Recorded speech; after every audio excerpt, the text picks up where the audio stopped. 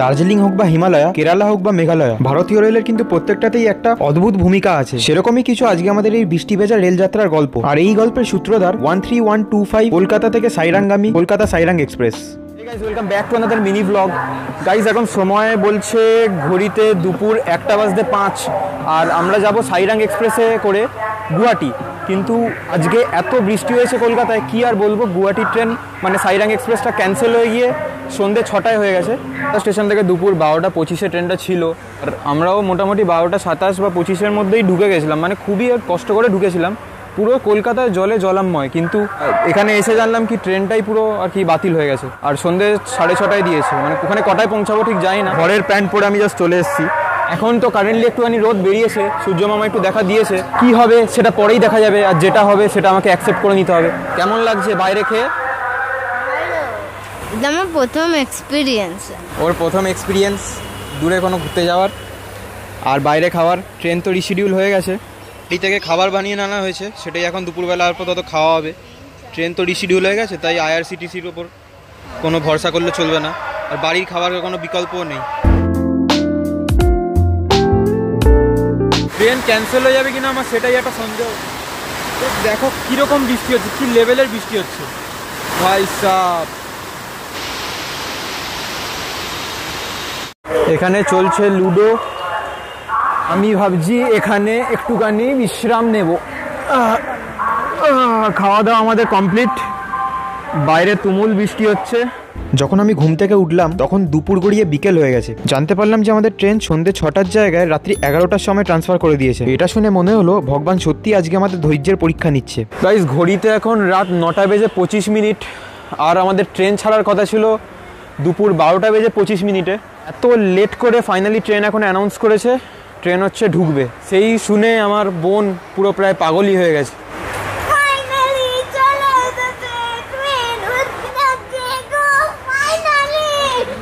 এতক্ষণ পরে finally train ঢুকেছে Kolkata station. 13125 Kolkata up Sairang express.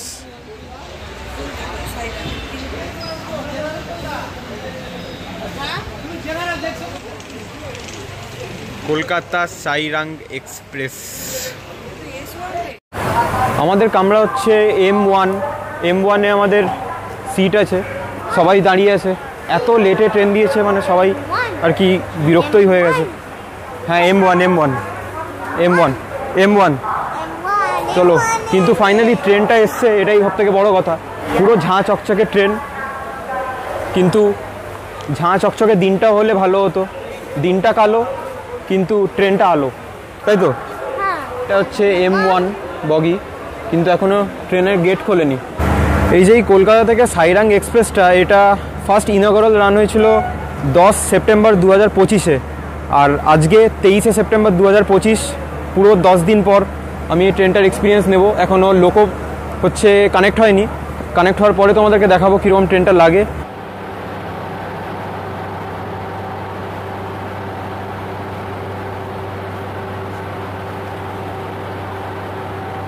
এই ট্রেনে টোটাল 2টো জেনারেল কামরা পেছনে, 2টো জেনারেল কামরা সামনে, মাঝখানে 5টা না 7টা স্লিপার ক্লাস, 2টো এসি 3 টায়ার ইকোনমি, 5টা এসি 3 টায়ার, একটা ফার্স্ট এসি আর একটা সেকেন্ড এসি, একটা জেনারেটর কার আর একটা ইঞ্জিন।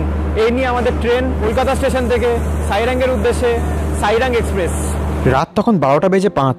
সারাদিন অক্লান্ত পরিশ্রমের পরে সবার মুডই খারাপ হয়ে গেছে, কিন্তু সবার মনে আর প্রাণে যেটুকু এনার্জি বেঁচে আছে সেইটুকু দিয়ে তারা হাসি খুশি থাকার চেষ্টা করছে। এই ট্রেনে আমাদের সিট নাম্বার হচ্ছে 60, 61 আর 58। তার সঙ্গে ট্রেনে দিয়েছে 3টে বোতল ঝোলানোর জন্য আংটা, একটা সুন্দর আয়না, প্রত্যেকটা বারতেই একটা করে রিডিং লাইট, আর এরকম বোতল রাখার জন্য বটল হোল্ডার। সময় ঘড়ি বলছে রাত 12:15 আর আমাদের ট্রেন ছেড়ে দিল কলকাতা স্টেশন। আর এর পরের স্টেশন নৈহাটি জাংশন। এখান থেকে নৈহাটি জাংশন 34 কিলোমিটার, আর মাঝখানে 17টা ইন্টারমিডিয়েট স্টেশন।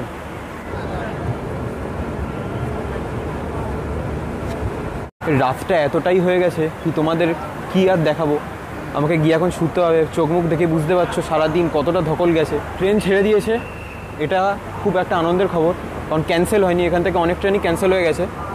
ট্রেন আজকে মোটামুটি 12 ঘন্টা লেট। সকাল বা দুপুর 12:25 ছাড়ার কথা ছিল, আর রাত 12:25 ছাড়ছে, মানে বুঝতে পারছো কতটা লেট, পুরো 12 ঘন্টা লেট। জানি না কটায় পৌঁছাবো কালকে গুয়াহাটি। যটাই পৌঁছাই তোমাদেরকে সব কিছুই দেখাবো, সব কিছু আপডেট দেবো। আপাতত নৈহাটি জাংশন, পাটি পুকুরের কাছে জল জমে আছে, মানে একাকার কাণ্ড, তাই জন্যই ট্রেনটা আজকে এতটা লেট। কিছু করার নেই, এখানে জলটা জাস্ট দেখো, কলকাতায় এখন অবস্থা দেখো, জাস্ট অবস্থা দেখো কলকাতায়, পুরো লাইন জলের তলায়, পুরো লাইন জলের তলায়।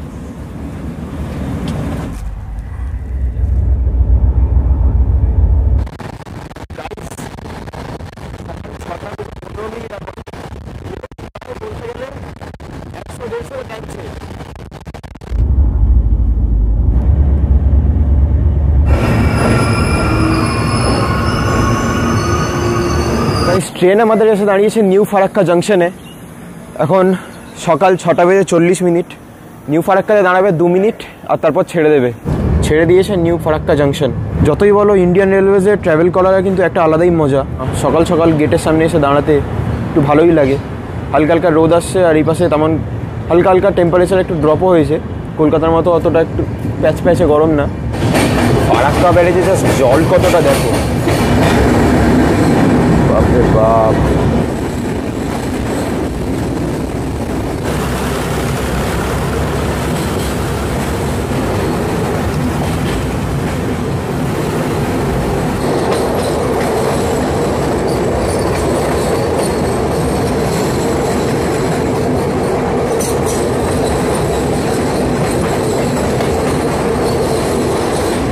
আমাদের পরবর্তী স্টেশন মালদা টাউন।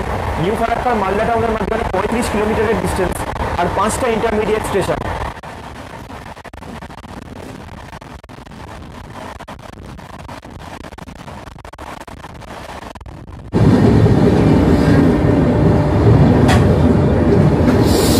আমাদের ট্রেন এসে ঢুকলো মালদা স্টেশন।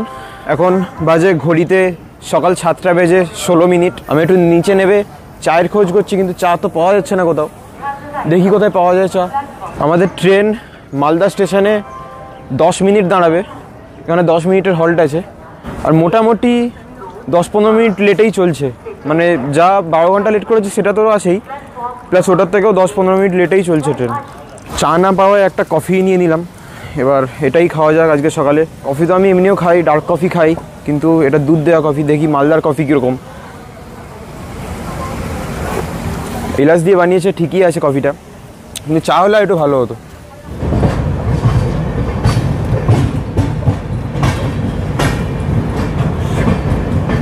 সময় বলছে ঘড়িতে 7:30, আর ট্রেন ছেড়ে দিল মালদা টাউন স্টেশন।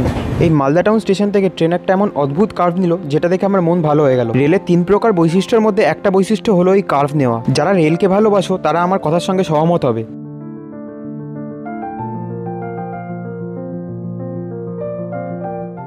আমাদের পরবর্তী স্টেশন কিষানগঞ্জ। মালদা থেকে কিষানগঞ্জ ট্রেন ননস্টপ চলবে 145 কিলোমিটার, আর মাঝখানে 30টা ইন্টারমিডিয়েট স্টেশন। তোমরা নিশ্চয়ই জানো মালদা কতটা আমের জন্য ফেমাস। একদিন ট্রাই করবো মালদার আম, আর ওটাকে কম্পেয়ারও করবো আমাদের কলকাতা আর মালদা আমের মধ্যে কীরকম কী তফাৎ আছে।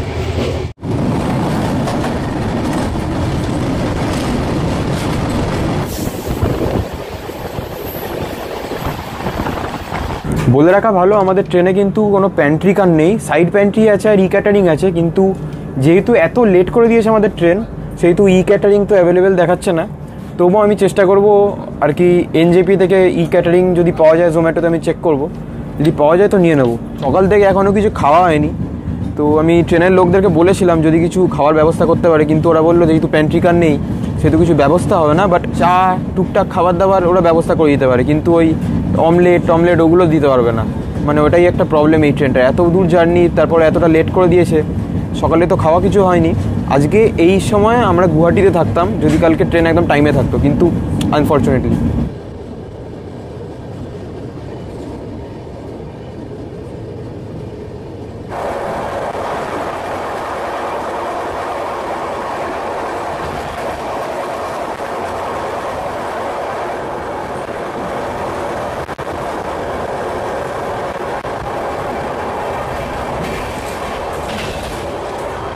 সময় ঘড়ি বলছে সকাল 10:10, আর আমাদের ট্রেন এসে দাঁড়িয়েছে কিষানগঞ্জ রেলওয়ে স্টেশনে। এই কিষানগঞ্জ রেলওয়ে স্টেশনে আমাদের হল্ট 2 মিনিটের। খাবার দাবার কিনতে নামলাম, কিন্তু খাবার তো কিছুই মিলছে না এখানে। কোনো ড্রাই ফুড বা ড্রাই যে কেক ফেক হয় ওগুলোও পাওয়া যাচ্ছে না। এনজেপিতে তো আশা করছি পেয়েই যাবো কিছু না কিছু। আর আমার নিউ কুচবিহার থেকে খাবারও অর্ডার দেওয়া আছে ক্যাটারিংয়ের মাধ্যমে। আর বাড়ি থেকে মুড়ি চানাচুর নিয়ে এসেছি, কিছু না পেলে তো ওটাই মেরে দেবো। এখন সময় ঘড়ি বলছে ঠিক সকাল 10টা, আর আমাদের ট্রেন ছেড়ে দিয়েছে কিষানগঞ্জ রেলওয়ে স্টেশন। কিষানগঞ্জ থেকে এনজেপি অবধি আমাদের ট্রেন ননস্টপ 87 কিলোমিটার চলবে। আর 12টা ইন্টারমিডিয়েট স্টেশন আছে ওর মাঝখানে। মাঠে ঘাটে কাশফুল ফুটে আছে, আকাশে মেঘ উড়ে বেড়াচ্ছে, নিচে আমাদের ট্রেন চলে যাচ্ছে। এটাই তো একটা পরিবেশ, এটাই তো একটা ভিউ।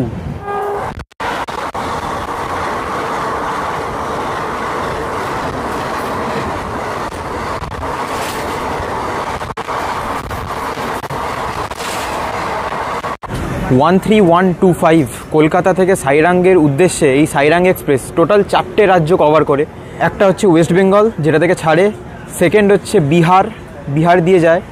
থার্ড হচ্ছে আসাম, যে গুয়াহাটি, যেখানে আমি নামবো।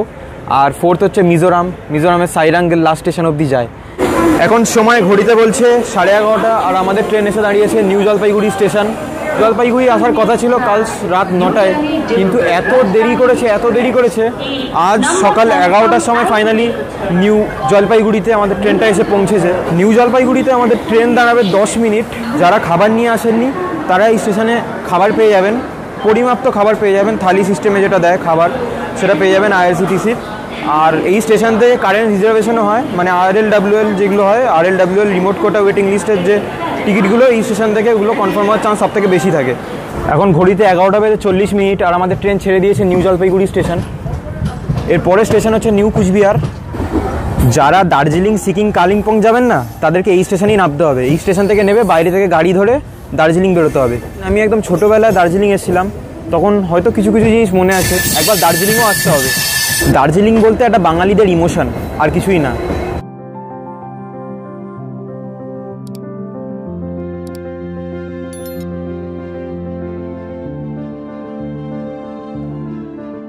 আমাদের পরবর্তী স্টেশন নিউ কুচবিহার জাংশন।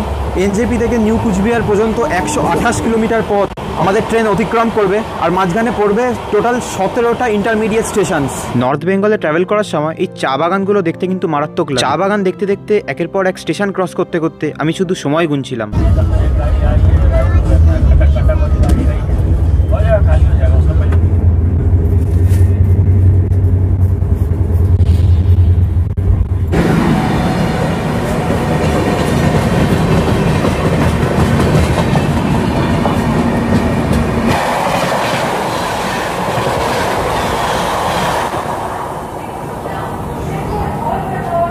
আমাদের ট্রেনকে ধূপগুড়িতে সাইডে দাঁড় করিয়ে একটা ডিব্রুগড় রাজধানীকে মেন লাইন দিয়ে পাস করিয়ে দিল। জাস্ট এইগুলো কি এম্বারেসিং লাগে না ভাই? কিন্তু রাজধানী বিং রাজধানী, ও সবসময় আগে প্রায়োরিটি পাবে, কিছু করার নেই ওটা। আমরা যখন এনজেপিতে দাঁড়িয়েছিলাম তখন ডিব্রুগড় রাজধানীটা এনজেপিতে ঢোকেও নি, কিন্তু কী করে ওভারটেক মেরে দিল আমি সেটা বুঝতে পারলাম না। এই হিসাবে ফালাকাটা এসে পৌঁছালো।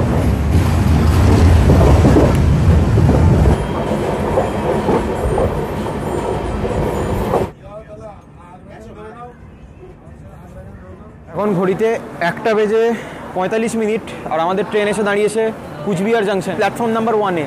কুচবিহার স্টেশনেই আমি জোম্যাটো থেকে খাবার অর্ডার করেছিলাম। এবার দেখি খাবারগুলো কীরকম। গরমই আছে মোটামুটি। ভাত দিয়েছে এখানে, সবই হচ্ছে এখানে গরম। একটা আলু সবজি দিয়েছে, একটা এখানে চাটনি দিয়েছে, আর এর মধ্যে স্যালাড আর পাঁপড় দিয়েছে। 2টো ডিম নিয়েছিলাম, 2টো ডিমও আছে এর মধ্যে।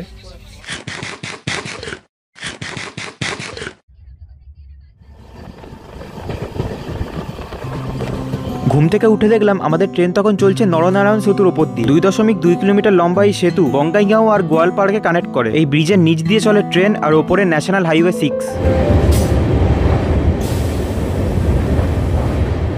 আমাদের ট্রেন এসে দাঁড়িয়েছে গোয়ালপাড়াতে। আসামে ঢোকার পরে না একটা এমন ঠান্ডা, যেটা না তো খুব ঠান্ডা না খুব গরম, মানে কলকাতার থেকে একদম কমপ্লিটলি একটা ডিফারেন্ট টেম্পারেচার। আশা করি আমাদের ট্রেন 8:30-9টার মধ্যে গুয়াহাটি পৌঁছে যাবে। নিউ কুচবিহার জংশন থেকে আমাদের ট্রেনের ডিজেল লোকোমোটিভ কানেক্ট হওয়ার পর থেকে মনে হতে লাগলো আমাদের ট্রেন একটা নতুন জীবন পেয়েছে, কিন্তু সময় তেমন কোনো হেরফের হয়নি। তখনও আমাদের ট্রেন চলছিল 14 ঘন্টা লেটে। গোয়ালপাড়ার পরের স্টেশন হচ্ছে কামাখ্যা, আর গোয়ালপাড়া থেকে কামাখ্যার মাঝখানে 124 কিলোমিটারের ডিস্টেন্স, আর 11টা ইন্টারমিডিয়েট স্টেশন। এখন ঘড়িতে সময় বলছে 7:37 আর আমাদের ট্রেন প্রবেশ করছে কামাখ্যা জংশন।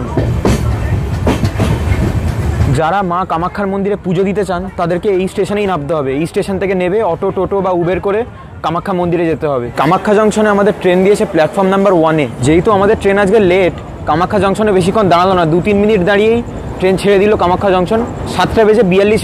আমি একটু চেষ্টা করছিলাম নিচে চাটা কিছু একটা কেনার, কফি চা বা কিছু, কিন্তু সময় দিল না ট্রেন। কামাখ্যা থেকে গুয়াহাটি মাত্র 7 কিলোমিটার দূর, আর এর মাঝখানে কোনো ইন্টারমিডিয়েট স্টেশন নেই, আর এটা পৌঁছাতে লাগবে আধ ঘন্টা মতো তো সময় দেখাচ্ছে। এবার দেখি কতক্ষণ সময় লাগে। সময় ঘড়ি বলছে রাত 8টা, আর আমরা এসে পৌঁছেছি গুয়াহাটি রেলওয়ে স্টেশন। এখানেই আমাদের গন্তব্য, এখানেই আমাদের সব। এখানে এক রাত স্টে করে কালকে সকালে আবার বেরোবো শিলং। ফাইনালি আমরা রুমে প্রবেশ করেছি, আর বহুত টায়ার্ড। কালকে তোমাদেরকে দেখাবো কি কি হয় না হয়। কালকে আমরা শিলংয়ের জন্য সকালবেলা বেরোবো। আপাতত এতটাই এই ভিডিওর জন্য। আবার কালকে দেখা হচ্ছে একটা নতুন ব্লগ নিয়ে, নতুন ভিডিও নিয়ে। টাটা।